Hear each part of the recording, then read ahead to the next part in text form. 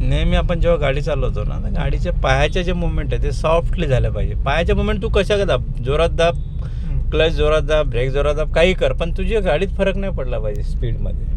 स्पीडमध्ये जर फरक पडला तर मागच्याला समजा मागे गाडीत बसून असेल त्याला कळत अरे तू झटका का घेतला गाडीने. एखाद्या माणसाला गाडीत जर बसला त्याला असं कळलं नाही पाहिजे की बाबा गाडीत ब्रेक मारतोय हा की ॲक्सिलेटर देतोय, म्हणजे स्पीड वाढवतोय की कमी करतोय, काय करतोय नेमकं काही कळलं. त्याला फक्त एवढं कळलं पाहिजे की आपली गाडी चालत आहे, गाडी चालली एवढं कळलं पाहिजे. त्याला धक्का लागला नाही पाहिजे. म्हणजे असं म्हणतात की पोटातलं पाणी नाही हल्लं पाहिजे, एवढी स्मूथ गाडी चालवली पाहिजे. म्हणजे त्याला त्या सगळ्या गोष्टी फक्त आपल्या पायावर डिपेंड आहे.